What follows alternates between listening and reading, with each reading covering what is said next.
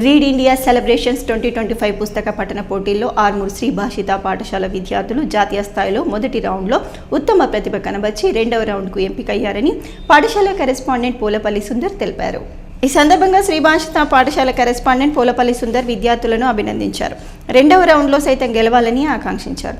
అనంతరం ఆయన మాట్లాడుతూ రీడ్ ఇండియా సెలబ్రేషన్స్ కార్యక్రమంలో దేశం నుండి అన్ని రాష్ట్రాల పాఠశాలల నుండి సుమారు 5,000 మంది విద్యార్థులు పాల్గొన్నారని, శ్రీ భాషిత పాఠశాల విద్యార్థులు మొదటి రౌండ్లో విజయం సాధించి రెండవ రౌండ్లో ఎంపిక కావడం సంతోషకరమని అన్నారు. భాషిత పాఠశాల విద్యార్థులు భవిష్యత్తులో మరిన్ని జాతీయ, అంతర్జాతీయ స్థాయి విజయాలు సాధించాలని ఆయన ఆకాంక్షించారు. ఈ కార్యక్రమంలో ప్రిన్సిపల్, ఉపాధ్యాయులు, విద్యార్థులు తదితరులు ఉన్నారు. I am so happy to share that I have been selected for Read India celebrations. This achievement means a lot to me and I felt very proud and grateful. I would like to thank my parents, teachers and my school and management for the constant support and encouragement throughout this journey.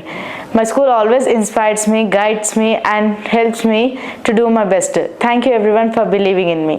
अनुभव कर रही हूँ क्योंकि मेरा selection read India celebration में हो गया है। इसका सारा श्रेय मेरे माता पिता और मेरे पाठशाला श्री भाषिता के अध्यापकों को जाता है। उन्हीं की प्रेरणाओं के कारण मुझे यह अवसर मिला। धन्यवाद.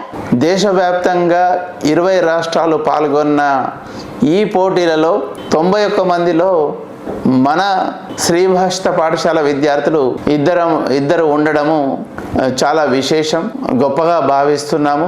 వారికి, వారి తల్లిదండ్రులకు, వారికి సహకరించిన ఉపాధ్యాయుల బృందానికి ధన్యవాదాలు తెలియజేస్తున్నాము.